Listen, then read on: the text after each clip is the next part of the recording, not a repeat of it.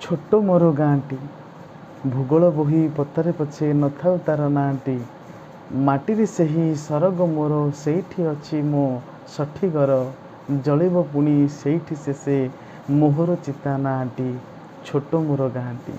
प्रिय विद्यार्थी माने आपण मान समस्त स्वागत। आज मुझे आपण गोटे नुआ भिडियो नहीं आसी आपण मैंने जानी सारे मु क्या संपर्क में आलोचना कर। हाँ, आम समय सबुठु चर्चित कवि दिगंगत कवि सची राउतराय संपर्क में एक सुदीर्घ जीवन काल लाभ करी एही कवि विंश शताब्दीर तृतीय दशकरू एकविंश शताब्दीर 3टी वर्ष पर्यंत सारस्वत साधना निविष्ट थिले। एपरी सौभाग्य खूब अल्प गुणी ज्ञानी पंडितों भाग्य संभव हो पारे। काव्य कविता गल्प उपन्यास नाटक प्रबंध समालोचना आदि सबु क्षेत्र में निजर बलिष्ठ प्रज्ञा और प्रतिभार स्वाक्षर पाठक अनुभव करिथाय। पत्रिका संपादना साहित्य संगठन चित्रांकन इत्यादि तांकर एक एक विशेष गुण। से दृष्टि प्रारंभ कवि जीवन प्राज्ञ सारस्वत स्रष्टा हेबा भितरे जनचित्तर से विप्लवी कवि साम्यवादी कवि लोक कवि पल्ली कवि एवं सर्वशेष शताब्दीर श्रेष्ठ कवि भाव में निजर सम्मान बा निजको प्रतिष्ठा करि परिछंती।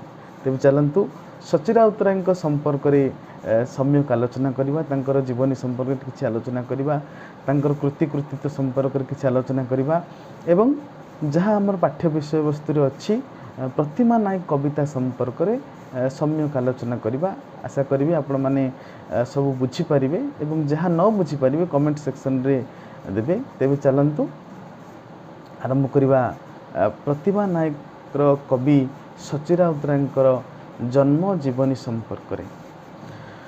सची राउतराय 1913 मसीहा जनवरी 13 तारिख में खोर्धा जिलार गुरुजंग ग्राम में जन्मग्रहण करते। से 1935 मसीह कलिकता ब्राह्म कॉलेज रु बॉयज हाई स्कूल मैट्रिकुलेशन करथिले। तापरे 1937 मसीह कॉलेज सिटी कॉलेज रु कलिकतार आईए पास करथिले। 1939 मसीह रेभेन्सा कॉलेज रु बीए पास करथिले। 1942 मसीह रु तांगर चाकरी काल आरंभ हुए। से कलिकतास्थ कोसाराम कॉटन मिल्स रे मुख्य लेबर वेलफेयर ऑफिसर भावे नियुक्ति पाइथिले। 1952 मसीह 1962 मसीहा पर्यंत यही दशंती काल मध्य से कोसाराम कटक मिल रे मध्य से एग्जीक्यूटिव ऑफिसर भाव में काम करथिले। सची राउतराय समयक्रमे पृथ्वीर विभिन्न देश परिभ्रमण करथिले।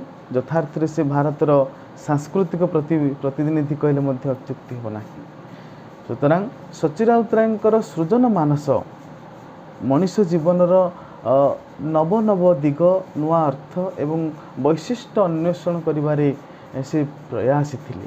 सूचनायोग्य से उड़िया साहित्यर प्रथम मोड़ सृष्टि करिबारे राधानाथ परि मध्य समर्थ थिले। कहीं कहीं समालोचक माने कहती राधानाथ जेपरि आधुनिक साहित्यर गोटे नुआ मोड़ मोड़ी सची राउतराय मध्य तांको समय गोटे नूतन मोड़ आड़िया पाठक मानू देते ओडिया साहित्य धारा परिवर्तन करते। काव्यशिल्पी सची राउतराय ओडिया कविता क्षेत्र में नुआ ट्रेंड आनी उभय कवितार आंगिक और आत्मिक क्षेत्र में गोटे नूतन परीक्षा निरीक्षा करी से सफल होते। बाकृति संगे काव्यिक रीतिर समन्वय घटेबा एवं नूतन जीवनर प्रतिनिधित्व करवा यह ही नूतन कवितार मूल मंत्र। तेणु कवितार परिचय देवा संपर्क से कहती जहा सत्य ताहा कविता मनीष जीवन बोधर छविता ताहा स्वयं प्रकाश तथापि प्रकाशर अपेक्षा रखे जेपरी सविता। गोटे कवितार गोटे केड़े सुंदर दृष्टांत देइछंती कवि सची राउतराय। कवि सच्चिदानंद राउतराय गत शताब्दी रे ओडिया कविता क्षेत्र में आनी नूतन क्रांति। यही वैप्लविक परिवर्तन संकेत तथा काव्यस्वर जो पंक्ति रे रही से पंक्ति हेउछि मु नुहे सची राउतरा मु सची राउतरा नुहे टागोर बासेली मुई माटीर धरा आउ आकाशर कवि।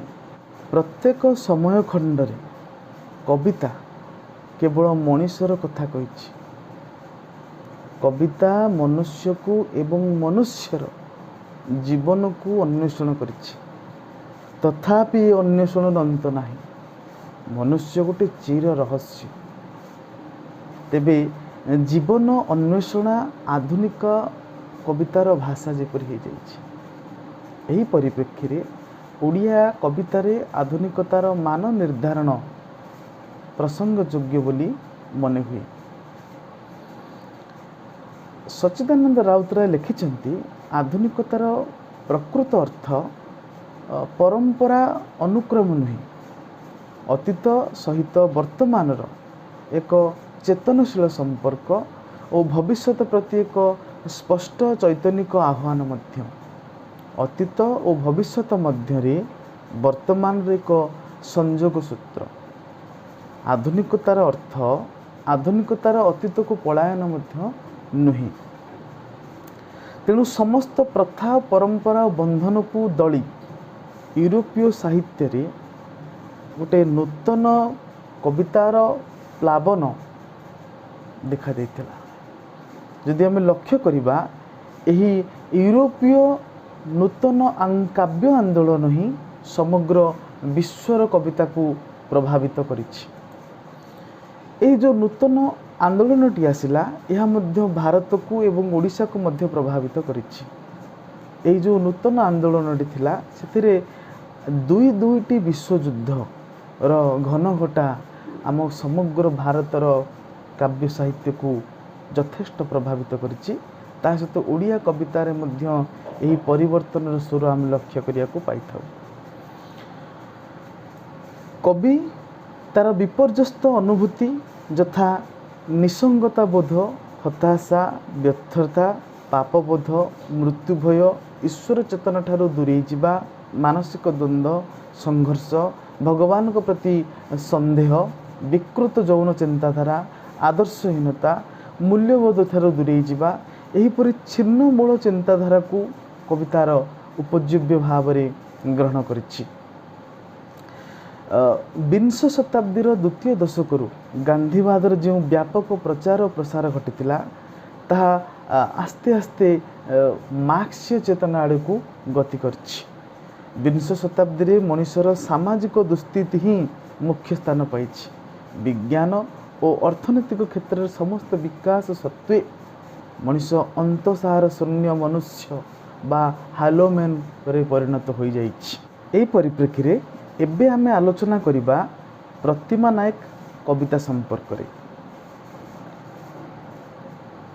प्रतिमा नायक कवितार पृष्ठभूमि हेउछि विंश शतकर युद्धोत्तर काल। यार घटनावली सब घटी यांत्रिक सभ्यता विशिष्ट जेकोसी सहरांचल रे। कवितार आरंभर कवि एक सहरांचल चित्र प्रदान करिसेंती। अतीतर ग्रामीण सभ्यतार कंकाल उपरे गठित होइछि ए सहरांचल सभ्यता। काव्य नायिका प्रतिमा सहित कविंकर परिचय होइछि।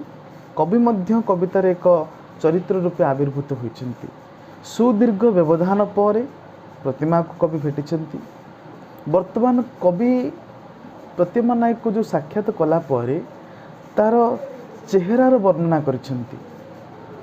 प्रतिमा नायकर जो यौवनांगी थिला वर्तमान से नाही। तार चेहरार चमक नाही, चाहाणी रे मादकता नाही। वर्तमान कौन होइछि ना ता मुहरे व्रण, हाथ में चमड़ार ब्याग, रोगजीर्ण शरीर, ता शरीर श्लेथ पड़ जाइछि, चर्म तार धुड़ु धुड़ु होछि, खाकी पोशाक परिधान करिछि। मुखे तार द्रष्टव्रता, हाथ में ता चमड़ार ब्याग, सादा चिन्ह, गाले फुटे व्यर्थतार अकपट दाग। आज से प्रतिमा को साक्षात कला बेले शिष्टता रक्षा करी कविता को पचारि भल अच्छ। एतिकी प्रश्न रे ना थिला आत्मीयता ना थिला अंतरंगता। कविंक कंठरे सते जेपरी एते बेले राजती करुथिला विषण्ण गोधूली। ଏତିକି ଶୁଣିବା ପରେ ପ୍ରତିମା ହସିଲା, ଏକ ଅର୍ଥହୀନ ଯାନ୍ତ୍ରିକ ହସ, ଏକାନ୍ତ ନିସ୍ତରଙ୍ଗ ଥିଲା ସେ ହସ। ସଚ୍ଚି ରାଉତରାୟଙ୍କ କାବ୍ୟ ଚେତନାର ଏକ ପ୍ରତିନିଧି ସ୍ଥାନୀୟ କବିତା ହେଉଛି ପ୍ରତିମା ନାୟକ। ଏହି କବିତାରେ ସେ ବାଢ଼ିଛନ୍ତି ଆଧୁନିକ ସମାଜର ରୂପରେଖ। ଆଧୁନିକ ନାରୀର ପ୍ରତିରୂପ ଭାବରେ ଏଠାରେ ସେ ଗଢ଼ିଛନ୍ତି ପ୍ରତିମା ନାୟକ ଚରିତ୍ରକୁ।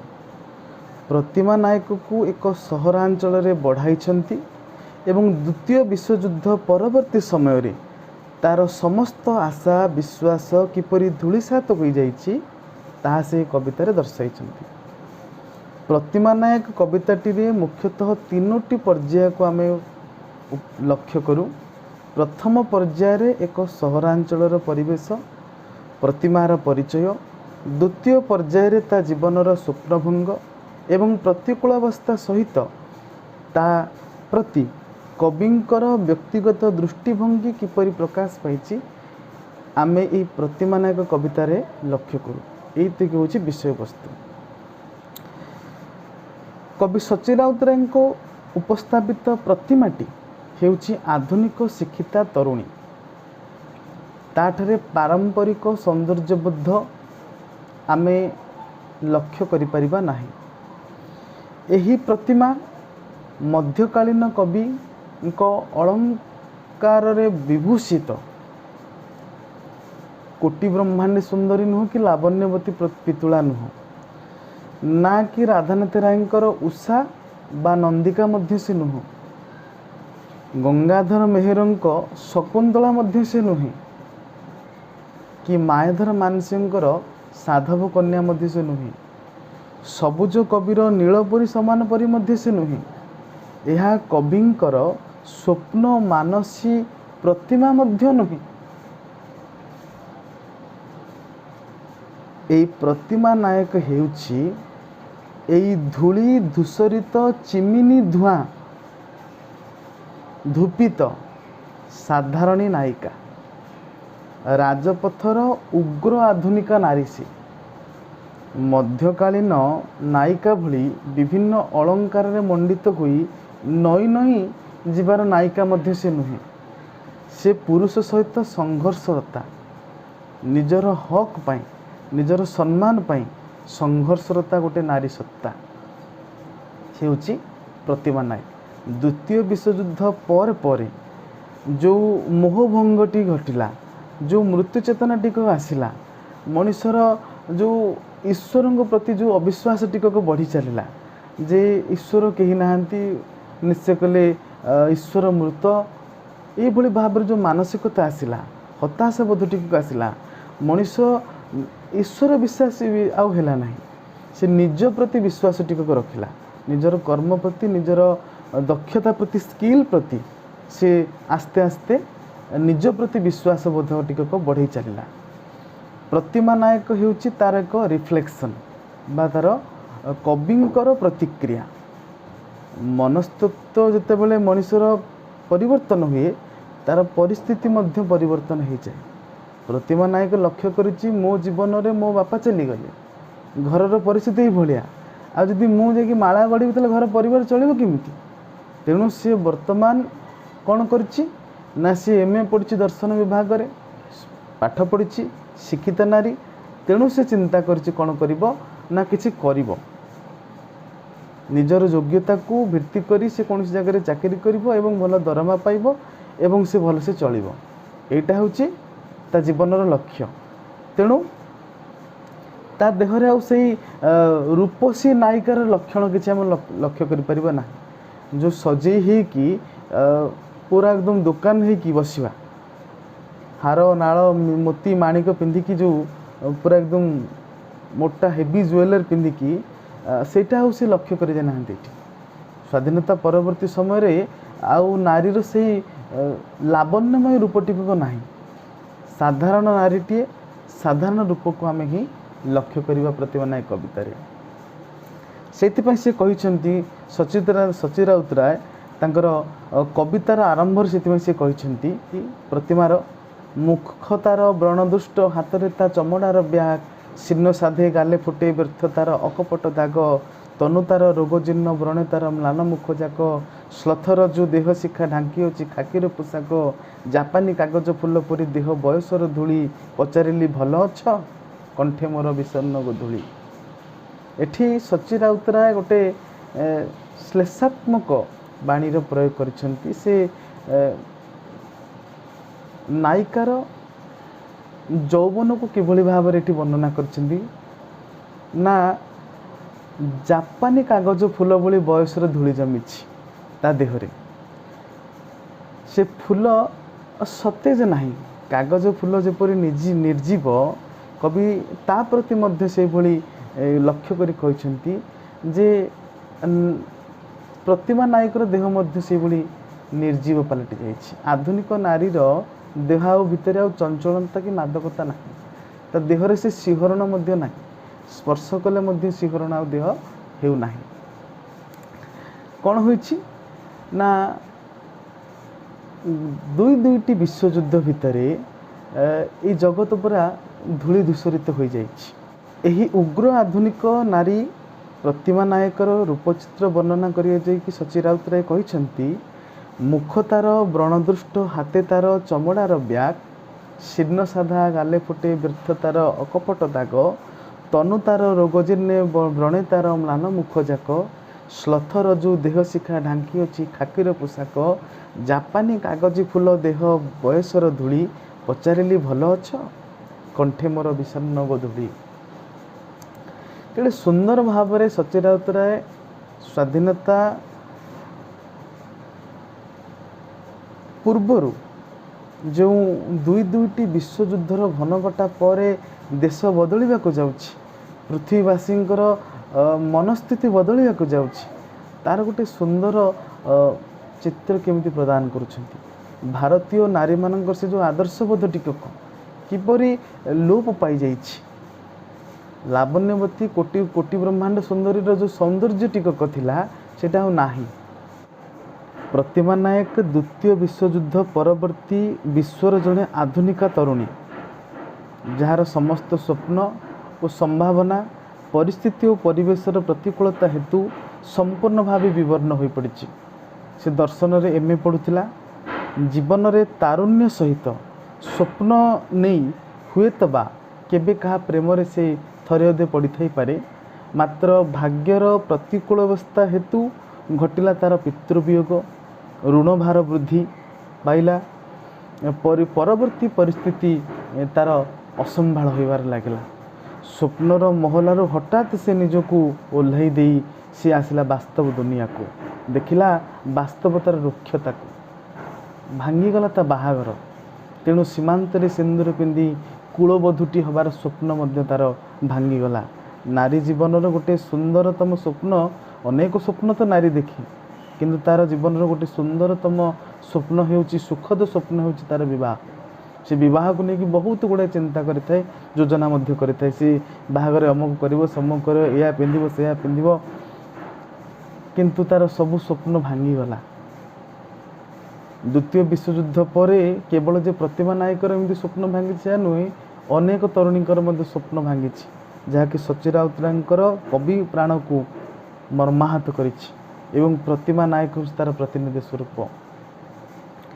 ଆଲୋଚ୍ୟ କବିତାଟିରେ ସଚୀ ରାଉତରାୟ ପ୍ରତିମା ନାୟକ ମାଧ୍ୟମରେ ଯୁଦ୍ଧ ପରର ଅବସ୍ଥା ସମାଜକୁ କେମିତି କଳୁଷିତ କରିଦେଇଥିଲା, ଲୋକମାନଙ୍କ ଭିତରେ କେମିତି ହତାଶା ବୋଧ, ଗ୍ଲାନିବୋଧ, ନାରୀର ଯେଉଁ ରୂପକୁ ନେଇ ଯେଉଁ ପ୍ରତିକ୍ରିୟାଟି ଥିଲା, ଯାହା ଆମେ ମଧ୍ୟଯୁଗୀୟ ସାହିତ୍ୟରେ ପଢ଼ି ଆସିଛେ, ଆଧୁନିକ ସାହିତ୍ୟର ଆଦ୍ୟ ସାହିତ୍ୟରେ ପଢ଼ି ଆସିଛେ, ସ୍ୱାଧୀନତା ହେବା ପୂର୍ବରୁ ଏ ଯେଉଁ ଦୁଇଟି ବିଶ୍ୱଯୁଦ୍ଧର ଯେଉଁ ଘନଘଟା, ତାର ଗୋଟେ ପ୍ରଭାବ ସମାଜ ଉପରେ ଏଭଳି ଭାବରେ ପଡ଼ିଥିଲା, ଲୋକମାନେ ହତାଶାରୁ, ପାପବୋଧରୁ, ନିସଙ୍ଗତାରୁ ମୁକୁଳି ପାରିଲେ ନାହିଁ, ଯାହାର ପ୍ରଭାବ ସେ ସମୟ ଖଣ୍ଡକୁ ଆବରି ବସିଥିଲା। ଏବଂ ସେ ସମୟରେ ଲେଖିଥିବା କବିତା ମାଧ୍ୟମରେ ମଧ୍ୟ ଆମେ ତାର ନିଚ୍ଛକ ରୂପ ଦେଖିବାକୁ ପାଇଥାଉ। ସଚୀ ରାଉତରାୟଙ୍କର ଏହି ପ୍ରତିମା ନାୟକ କବିତାଟି ହେଉଛି ଏକ ପ୍ରତିନିଧି ସ୍ୱରୂପ କବିତା, ଯାହାକି ଆଧୁନିକ ଉଗ୍ର ଆଧୁନିକ ନାରୀମାନଙ୍କୁ ପ୍ରତିନିଧି କରିଛି। नारी माने जो सुंदर स्वप्नटी देखुले लावण्यवती कोटि ब्रह्मांड सुंदरी आम देखीचे से स्वाधीनता पूर्वर जो कविताटी आम सब देखुचे से आउ गोटे फर्माट्रे नारी मानक आम लक्ष्य करुचे जो नारी पुरुष सहित संघर्षरत से निजर स्वप्न को सत्य करने से आउ हेवी ज्वेलर्स पिंधुनी से वर्तमान जीन्स पिंधला टॉप पिंधला एवं से संघर्षरत नारी सहित पुरुष सहित तेणु यही दुईटी विश्वयुद्ध पर आम समाज रे किभली भाव में एक परिवर्तन सब आसी ताहाकू से समय कवितार धरी रखा कवि मैंने चेष्टा कर सची राउतराय प्रतिमा नायक कविताटी यही एक प्रतिनिधि स्थानीय कविता जो थे उग्र आधुनिक नारी मानकर स्वप्नभंग मोहभंग को नहीं जो सबू करुण परिस्थिति गुड़ा सृष्टि होती ताहार गोटे ज्वलंत उदाहरण होची प्रतिमा नायक कवितार शेष पर्यायर कवि लिखिंट 1943 पुणी चाटिनेला जहाँ किछि थिला बाकी सबू देखी शुणी सप्लाई रे नहीं आश्रय दरमाटा मंद नुहे यही तार दीर्घ परिचय यही इतिहास प्रतिमा नायक हसे उठे तार स्वप्नर आभास मुहरे खाकीर हस आखिरे ता रातिर इशारा दुई पाखे द्रुतबान गतिवान नक्षत्रर धारा 1943 साल युद्ध परवर्तीर विवर्ण पृथ्वी प्रतिमा नायक भली अध्ययनरत जीवन को नहीं स्वप्न देखुवा रंगीन स्वप्न देखुवा शह शह झील मानकर जीवन केमती सुख स्वाच्छंद को जमी सफा कर देछि दुर्भाग्यर घनघटा मध्य दाना पानी दायरे प्रतिमा नायक शेष जोगाण विभाग किराणीटी चाकरी कर तार जीविकार पंथा दरमाटा तार किसी मंद नुहे मोटामोटी भाव यह हूँ प्रतिमा नायकर अतीत और वर्तमान स्थूल परिचय प्रथमे ताकू कवि जीवली भाव में देखिं प्रतिमा नायक को से रूप तार किछि वर्ष पर किमिति बदली जाइछि अर्थात भारतर जो जो रूपरेखटी थिला युद्ध परवर्ती मध्य पर किभली तार परिवर्तन आसीछि नारीर जो पूर्व रूपटी थिला लावण्यमय दीप्तिमय जो रूपटी थिला औज्ज्वल्यमय रूपटी थिला तार युद्ध पर जीवन में केमती श्लेथ पड़ जाइछि विभिन्न पड़ जाइछि तार गोटे कंपेरेटिव रूप आम गोटे कवितार प्रतिमा नायक कवितार देखा पाऊ प्रतिमार अधर क्षीण हसर धारा एथिरे रही अनेक स्वप्नर आभास मुहरे तार निस्तेज हस आखिरे राति पाई इशारा दुई पार्श्वर व्रण थिबा नक्षत्र धारा भली प्रतिमार अवस्था ता देहरे आंचल नहीं समग्र सत्ता को खाकीर पोशाक घोड़ी रखिछि निजर लज्जा मध्य निवारण करने आंचल नहीं से गोटे साधारण पोशाक से पिंधि यह ही प्रतिमार अतीत वर्तमान तार परिवेश और तार परिचय आशा करुच्ची प्रतिमा नायक माध्यम सची राउतराय आधुनिक नारीर जो रूपरेखटी देवाक चाहिए ताहा वास्तव में हृदयस्पर्शी एवं मर्मस्पर्शी स्वल्प समय मध्य चेष्टा करिछि प्रतिमा नायक संपर्क में आपन को सम्यक धारणा देवाई आशा करी आपण मैंने प्रतिमा नायक संपर्क में कविता संपर्क में सम्यक धारणा पाइथिबे जदि कहार किसी डाउट रही ताहले आपण कमेंट सेक्शन रे लिखिकी दियंतु मु चेष्टा करी परवर्ती वीडियो रे आउ किछि नुआ तथ्य देवाई रहुछि समस्त धन्यवाद।